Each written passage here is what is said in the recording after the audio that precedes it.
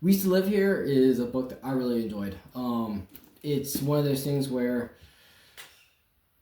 yeah, it's a blend. The recommendations on, I think, the inside cover of what the book should be, and what it turned out to be in my mind are two completely different things. I felt like it's more or less a combination of like The Shining, somebody like kind of slowly losing their mind. They throw lots of hints and clues in there throughout the thing. I think a lot of that's just to kind of throw your perception off. But it's a very interesting, like, slowly diving into like them losing their minds. And the very end was just basically the last couple sentences in the book just kind of like makes it all kind of come together to where, like, at the very end you're like, I don't know if she just is losing her mind or she's accepted it. But then when he drops the locket on the table at the very, very, very end of the book, and then the end scene, it's like it was all true. Well, it was the foreshadowing that they talked about in the beginning of this is the only known picture of Eve Palmer. Yeah. They came back to it. Yeah. So they told us exactly what was going to happen in the beginning of the book. This is the only known photo of her, and that was the exact line they used at the end. Yeah. Because everything else had been erased. I don't know if that went through the portal with her, because it was in her pocket. So that's why it stayed. I want to know, what's the point of all this? Yeah. And yeah, why would, who is it William? Charlie? No, Charlie's their girlfriend. I thought it was William and Paige, I believe. I don't even know his name anymore. I feel Thomas. It was Thomas. Okay, yeah. Who is Thomas? Is he an old god? Is he original sin? Who is he? What does he represent? And was he in on it with the rest of his family? I thought he was basically like the devil. In my mind, it's like I thought he was like the whole focal point of the book, right? So it's like he was the one controlling almost everything. And the other thought I had, the one question I had is, was everything else fake around that? Was the neighbor's house fake? Because she talked about Thomas. Is everything else fake around her? I mean, upon entering the house effectively. Yeah, it's possible that all could have been made that way. Yeah, maybe he's like a fallen angel or something. I thought he reminded me of like Adam. Like he's been around forever. But maybe, yeah, if he's older than the beginning of time, yeah. Or it could be like a 13 Ghosts kind of scenario. I don't know if you ever saw that movie. I don't remember that. So like 13 Ghosts was like somebody enters the house and then there's ghosts that got released, and it's like maybe Thomas was the original, right? And everything else from him on got like basically he manifested everything else from there on out.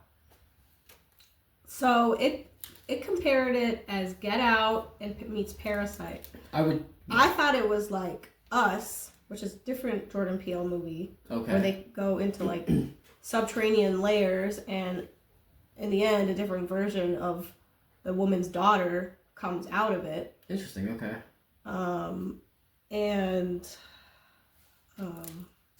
The book I was trying to think of is The Last House on Needless Street. Who do you think? What do you think the A-frame cabin was about? Again, that could have been like Oh shoot, that's a good question. I think the one thought I had on that one was like maybe it's a secondary, because like obviously William was the main protagonist in the Thomas. Sorry, I keep saying William Thomas. See what she deals with. Yeah. So Thomas was like the main cultivator, and maybe that was Thomas's protagonist that remained in effect, like almost like a demigod. So he was there in the background. Basically watching, observing everything that Thomas was doing, and I was like, maybe that's his counter. So, did you pick up on the Morse Code? Yeah, the tapping. Like basically. No. At the end of every the alternating chapters with all the like the documents. The documents. Oh, there's only one or two. There's No, I Morse did code not. on the bottom. I did. I just like. I was stupid enough to look it up when I could have just looked on Wikipedia, and I actually went through Morse code. Oh, that's cool. And figured it all out. And it said something like, "The old man in the cabin has lived here for centuries." Yeah. And something else. It was just, it didn't really lead anywhere. That's why I could figure it was Morse code from the beginning, but I didn't actually try to figure it out until I finished the book. That's interesting. But this was a short story or an independently published story that the author put on Reddit in like 2 years ago. Then it was so popular, they published it last year. Oh. So there was this cult following around this book. That's why the whole Reddit thing, like they kept on throwing in like Reddit strings and these like quote unquote documents and the sub. I think whatever. that was just to fluff it out and also to, I don't know, bring these different portals, these different versions of reality to make it a possibility. I felt like those like little document things were like to kind of throw you off. In some ways, to kind of throw you off. I felt like it did add a lot of Clearly, fluff. they were leading somewhere, and it started off very innocent, like, oh, this is just about the house, right? Here's the history of the listing of the Realtor listing, and then but I think house. it was like everything. So when she's in the institution, after she was found guilty or whatever, I think she was allowed to like do some research. I think it was she could go. I think it was everything that she had found pertaining to her reality.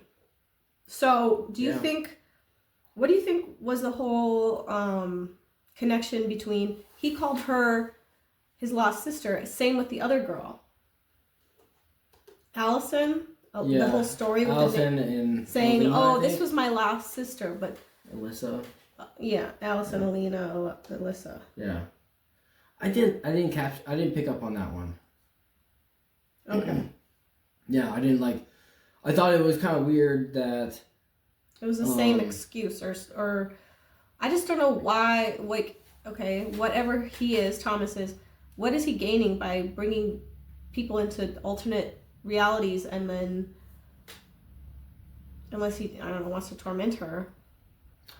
Oh, like the rest of the family and stuff like that. Yeah. That part was strange to me, right? Again, like the little girl who liked to hide, and like, his little daughter. It's like, was that the first part of Jenny. it? Yeah, and then like I thought I should have picked up on the fact that she's not just in the basement in the corner, like in a crook, hiding for 3 hours. He just lied and said she's playing hide and seek, and then the old creepy woman, that was like in the attic, she's like, oh, we gotta play hide and seek, but. I feel like in some ways. So I looked on Reddit and the portal. Yeah, well, I didn't want to look too much up before we discussed this, but there was other people that said, yeah, they think Jenny was lost in a different reality, and she went into the portal to try to get back to her reality. So she was taking notes. Yes. About how to get there. So I was like, well, what's up with this dumbwaiter? And I think that was just her option to get to the basement right away. Yeah. And I thought maybe there was something with, like, changing the, kind of like the Matrix, like changing, or maybe Inception, like your way in and out of this reality, this portal, like they changed the stained glass window. Oh yeah, that's right. Yeah. So everything was the same, but that was like the only thing that they used to get in and out of the house that was changed for that. Well, I thought that the creepy woman upstairs, whoever that was, if it was, she had the same eyes as the girl. Yes. So it's supposed to be his sister. She was like, I thought like exactly, his sister, or the original like little girl in the house that Thomas basically took over. I thought that whole thing was very interesting. I thought like she was trying to warn her, obviously, like again, she was kind of hiding out in the alternate universe. Effectively, or alternate version of the house. Again, like when did the houses get switched over? That's the other question. There was always different addresses, and yeah. At what like was it upon him entering the house all of a sudden like something already shifted, Or was it other aspects? I don't know. It seemed like a long time that if he lived there when he was a young boy, that he had grown up and found this religious family and was going to be a community college professor. I mean, obviously I think it was all made up, but... Again, that's his way in. I think the whole family thing and blah, blah, blah. Is like, why was he in a trance in the basement when they were in the basement? Was he like channeling something? Or? There was one other person that was tranced out too, like that. When they talked about the kids entering the house and then they all disappeared except for the one kid. And then there's that like little side story for a little bit. That in the documents. The documents were like, oh, those were kids that were... That was when I started to get scared in this book. Because they were like, they saw one of the kids in the document was like, I saw him in the hallway just standing there tranced out. It's like, maybe that is the transportation. Like when something switches, that's when they're like standing there tranced out. Now you bring that up, it's like, maybe that's him shifting. Did you pick up on her... Like the missing tattoo on her finger, on the girlfriend's finger? Like, do you think that it was always there or that they planted it? So do you think that was the real Charlie when they were at the hotel? Was that her girlfriend? Or do you think her girlfriend was at the house, or do you think somebody was calling? I don't know when Charlie ended up going in or out. I honestly don't know. I think that she was the real one. Was at the hotel with her, and it was a fake person who called and said, "I'm the real one. See, there's no tattoo on my finger." But I think she just planted that story that there would have been a tattoo there. Yeah, but every bit of her her mental notes said Charlie had that tattoo on her finger. But also sometimes they missed seeing things like. I don't know. I think whoever wanted to get in their psyche could say, "Oh, this is off," even though it was never off to begin with. Maybe she never had that tattoo. I feel like she called her the wrong name in the beginning, which I didn't pick up on until I saw that on Reddit. She called name. Jenny called her Emma or something. Oh. She was trying to warn her. Interesting. I didn't pick up on that right away. If I reread this, it would be interesting. Yeah. I think it's all in the details, right? Mm-hmm. Every bit is like reading the inside cover and it being like, this is the, and I looked, the thing was, I looked into what it referred it to, so I had this preconception going into the book already that it's going to be like a kind of mind-bendy, so I think I was looking out ahead too much versus just reading the book and kind of ingesting it, honestly. Because I probably missed a lot of details because I was like, that's probably irrelevant, and then I was focusing on other things. Any other thoughts? Yeah, it's a good book. Like, everybody's like, there's so many... I think the other thing I read on Goodreads is a lot of people hate it because of all the extra strings, right? And I thought the end of the book was, just dropping the Locket off and confirming what she already knew, what Eve already knew, was, I thought that was a good, clean finish. And basically, all it meant was, she was right, everything else was basically made up. And so I felt like it took all those strings and brought them in together. I felt like it did not allow for resolution because she would have felt calmer and safer if he would have died and not lived. If she could have killed him. Yeah. So, yeah, it did confirm that was a nice touch, but she already had, some diehard fans on her side. Yeah. And I think a character like that, it never dies. It's like some of the other horror movies where it's at the very end, the creature kind of comes back to life. You don't get to kill him with a a hammer. Yeah, you don't to get the to cheek. yeah, exactly, rip off his face. Like it's just they don't die, and like it's always that little bit at the very end of the story that's like boop, like I got you basically, like for next time, and or for next victim, you know. Very interesting. Yeah, I thought it was a 4 or 5, 4 out of 5. Like I said, the documents kind of. I thought it is an extraneous detail. I think they could have just built up the story nicely without that, the breaks.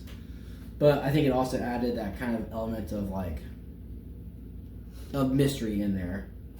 But I thought the Eve's main character I thought was really relatable. It's all the like kind of aspects of I think our inner thoughts that kind of play with us, especially when it comes to like doubt and anxiety and like just kind of this whole spinning out of control and like these small details that we probably take in that we spin ourselves. Like a lot of that aspect of the book I really enjoyed. Yeah, I got caught up in like with her going to the neighbor. Maybe that was just to make you a little uneasy before they drop this whole other world stuff on you, but yeah, I got caught up on those details, like she lost her son, and what does it mean at her house? Oh yeah, and the whole door thing, and the phone calls, and the phone calls. Yeah, I was like that. I felt like yeah. But maybe it was just supposed to be unsettling, just because it's a horror book, but not really lead anywhere. Yeah, the tire chain thing, and then like I guess if I was really gonna pick it apart, it's like. Yeah, why? Yeah, there's aspects of that. If I was going to pick it apart, I would have made them leave after the girl was found. Yeah. Oh, well, we're just going to make breakfast and stay. No, yeah, get out. And or, like, again, like, they're like, oh, why did you even leave? When Charlie was like, oh, I didn't leave. You told me that I could go. You woke up. And then I was like, that seemed odd. I feel like that was kind of a weird detail. Like, why did you leave first thing in the morning? Well, she had to go meet the realtor. And granted, if it was like they had bought the house yesterday, okay, maybe there's an urgent realtor meeting. Yeah. But they had supposedly been living there for like 2 months. So there's no reason your realtor, you need to go in a snowstorm to go meet your realtor. Yeah, once you buy a house, you're not going to talk to the realtor after that. 2 months later. Yeah. If that was the case. So, anyway, I'm glad we read it. I'm glad I read it. All right, everyone who made it this far, Killed it in like thanks so much for watching, and so. bye.